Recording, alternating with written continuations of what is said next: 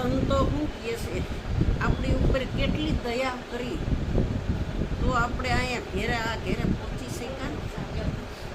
જો સદગુરુની દયા ન હોત તો આપણે અહીં પહોંચી ન શકીએ.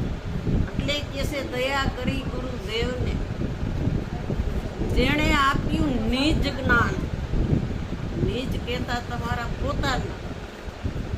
બધાય ભગવાનનું જ્ઞાનની આપને પહેલા થઈ ગયેલાની આપને સમજણ છે, પણ પોતાની સમજણ હોય ને એ પોતાની કે આપણે બધાયને જાણતા હતા, બધાયને ઓળખતા હતા. શરીર એક છે ને એના હગાવાલા કેટલા છે. કોઈના ફઈ થાય, કોઈના માસી થાય, કોઈના બેન થાય, કોઈની ભત્રીજી થાય, કોઈની કાકી થાય. આવા તો કેટલાય થાય ને પાછા વયા જતા. આ હગા કાયમ રહેવાના છે કે આ શરીરના હગા છે બધાય, પણ તમારો સાચો હગો કોણ? કે સાચો હગો હતો ને એ આપણે સદગુરુના શરણે ગયા ને તો એની ઓળખાણ કરાય. એટલે કે છે સાચા સંત એમાં ઓળખાય. હરી રસ પીવે ને બીજાને પાય. ઝેરના ઘૂંટડા ઝીરવી જાણે ને અમૃત જ બીજાને પાય. જો આપણે ઘેરે ભલે ઝેર પીવું પડતું, વિષયોનું ઝેર. ઓલું ઝેર પીતો તો આ શરીર ન રહે, પણ વિષયોનું ઝેર. કોઈએ તમને ગમે એવા મેણા ઠોણા માળે, આ બહુ ભક્તાણી થઈ ગઈ છે, આ રોજ હું સત્સંગમાં જાતી છે, રોજ હું જવાનું છે, ગમે એવું કહે, ન ગમે તો સાંભળો, પણ તમે તોય કાંઈ નહીં બોલો તો આ ઝેરના ઘૂંટડા પીને તમે અંદર જીરવા તો અહીંયા આવીને તમારામાંથી અમૃત નીકળ્યું. ઝેર નો જીરવો તો અમૃત ક્યાંથી નીકળે? એટલે કાલિદાસ મહારાજ કહે છે, અમૃત પીધા ને અમર થઈ ગયા રે. અમૃત પીધા ને અમર થઈ ગયા રે. માટી મારે મૃત્યુ કેરી બી કહીરલો જડો છે મોંઘા મૂલનો રે. માટી મારે મૃત્યુ કેરી બી કહીરલો જડો છે મોંઘા મૂલનો રે. જો ઝેર પીધું તો કેટલું અમૃત આપને અહીં મળે છે, કે અમૃત ન પી તો અમર ક્યાંથી થવાય? અમર છે એ જન્મ મરણમાં આવતું, અને જે આ દેહ છે એ મૃત્યુ વાળો છે.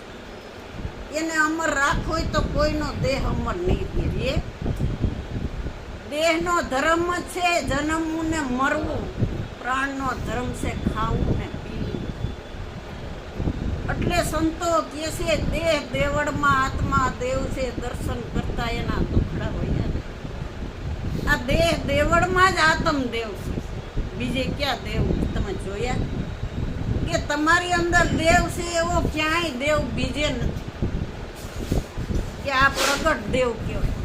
આ હાલતો ચાલતો બોલતો ખાતો પીતો હાજરા હાજર. જેવો તમે મૂંઝવણ હોય ને કોઈને પ્રશ્ન પૂછો ને એવો તત્કાળ જવાબ. અંગારો તમે હથેરી મૂકો તત્કાળ દાજો છો. ગોળ મોઢામાં મૂકો તરત ગળપણ આવે છે. વાર લાગે છે તો કેટલું ગળપણ આવ્યું તમે બતાવો. બતાવવામાં આવે એવો છે? આ બતાવવામાં આવે એવો નથી, જોવામાં આવે એવો નથી, કહેવામાં આવે એવો નથી, સાંભળવામાં નથી આવે એવો, બોલવામાં નથી આવે. છતાં સંતો નીચે આવીને આપણી ઉપર કેટલી કરુણા કરી, કેટલી દયા કરી, અને આપણા જેવા મુમુક્ષુને સમજાવે છે. એ હું સમજાવે છે એવો મારા વાલા રે, મેં તો અસલમું કામ કરી લીધો. પેલી વર્તીનો સંગત જી દીધો. કે નો ગાવ તો કાંઈ ન આવે. કે ઓ મારા વાલા રે, મેં તો અસલ મુકામ કરી. તો તો એક અસલ છે ને એક નકલ છે. તો જેને ગુરુ મળ્યા હોય એને ખબર છે અસલ શું છે નકલ શું છે. કે આપણે અસલ નકલની તો ઓળખાણ કરાવી જ છે ને. એ અસલ હોય એ કોઈ દી મરે નહીં, અને નકલ હોય એ કોઈ દી જીવે નહીં.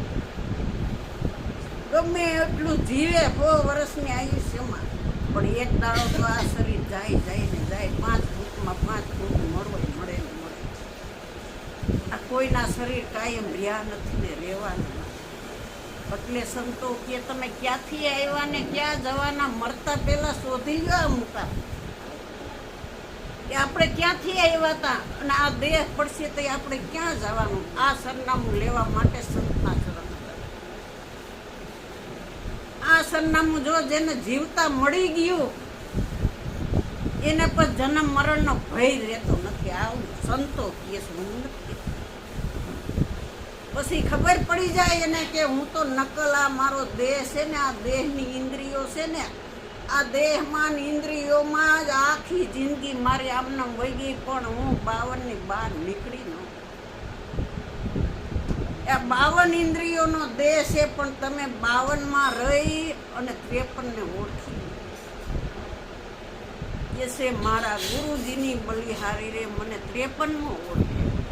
એ તો ખેલે 52 ની બહાર નિરાધાર નીકળે. એને કોઈનો આધાર છે? આકાશને કોઈનો આધાર છે? સૂર્યને કોઈનો આધાર છે? નિરાધાર એને. આપણે એક ધાબુ ભરવું હોય તો કેટલા ટેકા મૂકીશું, નકર ધાબુ હેઠું આવે ને એ ટેકાએ ધાબુ પાકે તઈએ કાઢીશું. એટલે સંતો કહે છે એક ધાબુ ભરવું હોય તો કેટલા આપણે ટેકા લેવા પડે છે. તો આ નિરાધાર તો અનાદિકાળનો જેમનો તેમ એને કોઈનો ટેકો નથી જોતો. એના ટેકા થકી આ દેહ આવે છે. આ કેવડો ટેકો તમને એ આપે છે વિના મૂલ્યે. જીવરાજ દાદાએ ન કીધું આ સૂર્ય પ્રકાશ આપે તમે કઈ બિલ ભરો છો? અને આ લેપ બળે પંખા બળે કેટલું બિલ ભરવું પડશે? ભરવું પડે ને. બધાયનામાં વસ્તુ આપણે ગમે ત્યાં લેવા જાય તો કોઈ પૈસા વગર વસ્તુ નથી આપતું. અને આને બધું આપ્યું છે ને વિના મૂલ્યે આપ્યું છે. એનું તમે કાંઈ મૂળ ચૂકવો ને તો ભજનથી મૂળ ચૂકવાય છે. બાકી માયામાં રહેવાથી આ મૂળ ચૂકવાય એવું. એ અગમ અગોચર દેશ મેં દીઠા, કલેશોના વાયરા ન્યા મેં નો દીઠા. વો મારા વાલા રે નિર્વાણ પદમાં નિરખાય, ન્યા વાણી રહિત થઈ ગયા. અગમ માર્ગે સુરતા ગઈ ક્યારે. સખી રે અગમ કેરી આ તો વાટડી સઘળા સંગાતો. મન બુદ્ધિની ગમ હોય એટલે બધાયના સંગાત જોઈ, પણ અગમ માર્ગે જાવ તો તમારે કોનો સંગાત છે? એક અલગ ધણી છે ને એની હારે સુરતાને લગાડ. પછી તમારે કોઈનો સંગાત નથી રહેતો. બધાયના સંગાથમાં ઘરમાં રહ્યો પણ છતાં તમે અસંગી રહી છો. બધાય વ્યવહાર કરો છતાં વ્યવહારથી મુક્ત રહીએ. આ સંસારમાં રહ્યો છો તો બધુંય કરવું પડશે, નહીં કરવું પડે? એટલે કે છે સંસારમાં રહીને સરખો રહેજે, મન મારી પાસે રાખ. સંસારમાં રહેજે પણ સંસાર તારામાં ન ભરાય ને એનું ધ્યાન રાખ. બધાય સંતો સંસારમાં, વ્યવહારમાં, પુત્ર પરિવારમાં, ઘરમાં બધે રહ્યા છે અને છતાં ક્યાંય લેપાયમાન થયા નથી. નિર્લેપ ભાવે નીકળી ગયા મનથી. એ બધુંય તોફાન મન કરતું હતું ને, એટલે સંતોએ મનને જ બોધ આપ્યો. મન જ માયામાં વયું જાતું. આ એક જન્મથી નહોતું મન માયામાં જાતું, જન્મો જન્મથી આ મન માયામાં જાતું હતું ને, એટલે આપણે માનવી કહેવાય. પણ માનવીના ટોળામાંથી આપણે સદગુરુ મળ્યા ને તો મનુષ્ય બનાવ્યા, માનવ બનાવ્યા. એટલે સંતો કે છે મીઠી ચૂન ચૂન તો મહેલ બનાવ્યા, મૂરખ કે ઘર મેરા. આ તારું ઘર છે? જમણા આવશે જીવને લેવા, કેવું ઘર થાય? તારું ઘર હોય તો કાયમ રહેવું જોઈએ ને આ શરીર. આ ઘર પારકું છે, આપણું નથી, ભાડાનું છે. જેમ આ ઘરે ભાડાનું છે ને આ ઘરે ભાડાનું છે. આપણે આવ્યા ત્યારે હાવ વસ્ત્ર વિના આવ્યા હતા અને જાહું ત્યારે વસ્ત્ર વિના. અને વચ્ચે વચ્ચે આ 3.5 મણની કાયાને કેટલું ગુમાન. માન રે મેલીને આવો મેદાનમાં જાણી ગયો આ જીવન. માન અપમાન તો આ મનને દેહને બુદ્ધિને ચિત્તને અહંકારને તમારે પરમાત્માને માન અપમાન જોઈશે. એને તો બધું એના થકી થાય છે, છતાં કે હું કાંઈ કરતો કરતા ભોગતાના ભાવ મેલા વેગળા. ત્યાં કરતાય નથી, ભોગતાય નથી. એના થકીથી બધું થઈ રહ્યું, છતાં કે હું કાંઈ કરતો આપણાથી મારાથી કાંઈ નથી થતું, છતાં હું કહું મેં કર્યું. હવે તો આપણે કરતા હોય તો આમાં નીકળી જાય પરમાત્મા. કરજો નહીં. શરીર તો એવું ને એવું છે, આંખું છે, મોઢું છે, કાને છે, માથું છે, હાથે છે, પગે છે. કેમ એક પાપણી નથી થતું? એટલે કે છે જીવ આવ્યો જગતની માય, ભજન તું કરતો થાય, ફરી નહીં મળે આવો દાવ. આ પરમાત્માએ આપણે આવો ઊંઘેરો અવસર મળ્યો છે. આ દાવ મળ્યો છે કે મનુષ્ય દેહનો દાવ, આ અવસર મળ્યો છે. આ રે અવસરીએ જેણે સદગુરુ સેવા એના જીવતા મુક્ત થઈને આ લાવા લઈ. આ દેહ પડ્યા પછી આ લાવા નહીં મળે. દેહ છે જ લાવવા. અને દેહની આયુષ્ય પૂરી થવા આવશે ને વૃદ્ધ થઈ જાવ તોય આ લાવવાનું.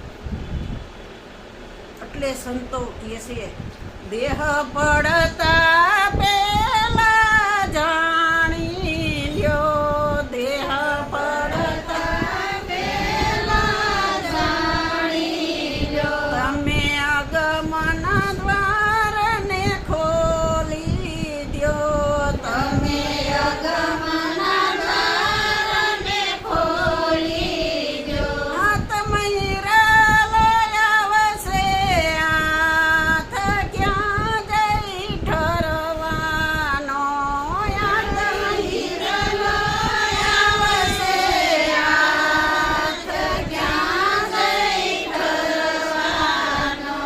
કે આ દેહ પડતા પહેલા આપણે જાણી લેવા. તો આત્મ રૂપી હીરો સત નામનો હીરો સદગુરુએ આપણે આપ્યો છે. ખોટા હીરા હાથમાં હોય તરત આપણે મૂકી દઈશું.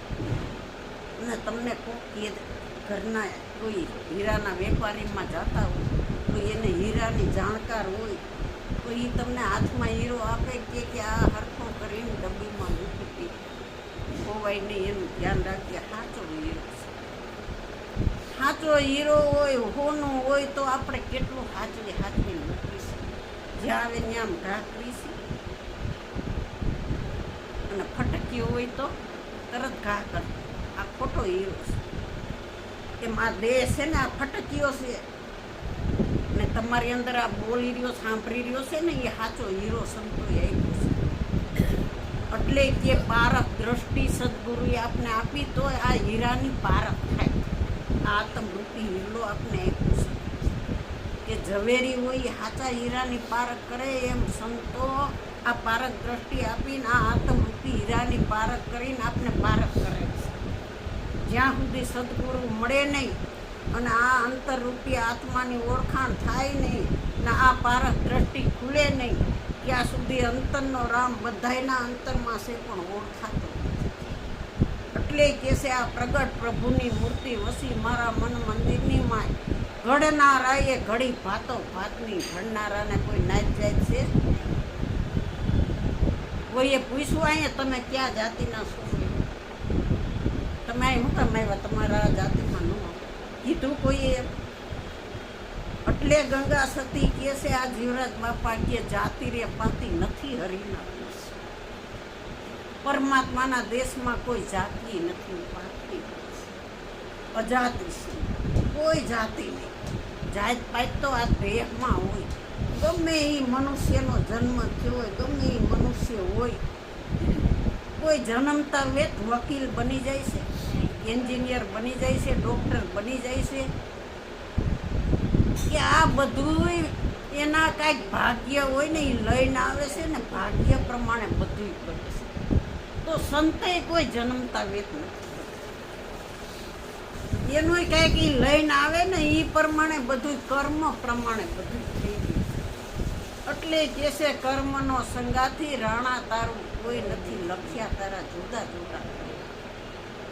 આ બધાય વિધિના લેખ આપણે જ લખીને આવ્યા છીએ, કોઈ વિધેતા એ નથી. આ લેખની માથે મેઘ વાગે સદગુરુ મળે ત્યારે પછી કાંઈ કમી રહે નહીં. જેમ મીરાબાઈને રોહિદાસ ગુરુ મળ્યા તો એને અખૂટ ધન આપી દીધું, વાયપરાજ કરે ને મીરા ખૂટે જ નહીં. એમ તમને રોહિદાસ જેવા સદગુરુ મળ્યા છે આપને બધા, તો આપને અખૂટ ધન આપે છે. આ બધું ધન જ આપે છે ને, બધા સંતો તમને ધન જ આપે છે.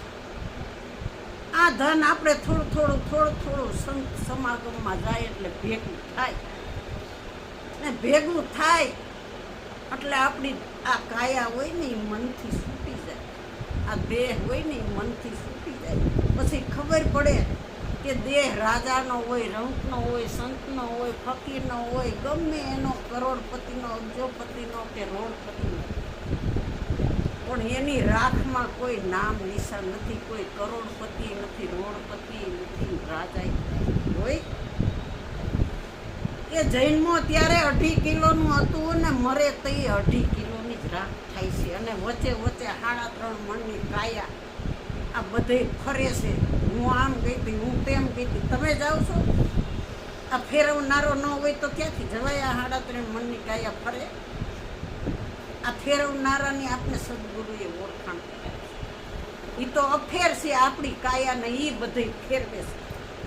હવે આ કાયા 3.5 મણની કાયા ન હાલી શકતી હોય તો અહીં આવવું હોય તો આવી ક્યાંથી? એટલે કે છે તારી કાયા મંદિરમાં રણછોડરાય વસી રહ્યો, એને જાણ્યા વિના તારો અવતાર એડે. આ જાણવા માટે આપણે મનુષ્ય અવતાર મળ્યો છે. આ જ અવતારે આપણે આપને જાણી શકશું. બીજા 3 ખાણીના જીવો છે એ કોઈ પોતે પોતાને જાણી શકે છે, પણ મનુષ્યની ખાણી એવી છે કે ગમે એ નાઈટનો હોય છે ને અહીં બેહવા દે. અહીંયા ગાય આવશે, કૂતરું આવશે, ગધેડું આવશે, બકરું આવશે, બેહવા દે, તરત બહાર કાઢશે. કેમ કે એને વાચા નથી ને, મનુષ્યને બધી વાચા છે, શબ્દ બધાય સમજાય છે. એની વાચામાં, કોઈની વાચામાં શબ્દ સમજાય. એટલે સદગુરુ આપને શબ્દ બોલીને આખા જગતને સિદ્ધ કરે, એના જેવો નથી બીજો કોઈ. જેવો પરમાત્મા જેવો બીજો કોઈ છે? એનો ક્યાંય તમે ફોટો જોયો? એનો ક્યાંય જોતો જોયો? ચંપલ હોય તો 2 એક સરખા હોય, 2 ભાઈ હોય તો 2 કહેવાય, પણ આને કોઈ બીજો કહે જ ન શકે.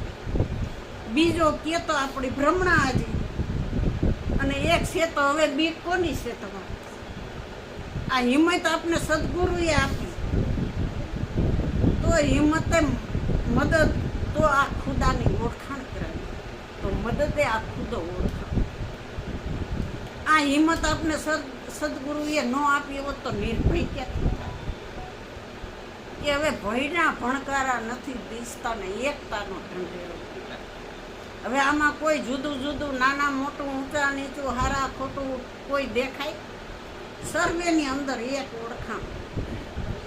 સર્વેના સંગમાં રહીએ છતાં સર્વેથી ન્યારા થયા ત્યારે એકની ઓળખાણ. એટલે કે છે અરે આ બોલે તે કોણ જાણી લે આત્મા,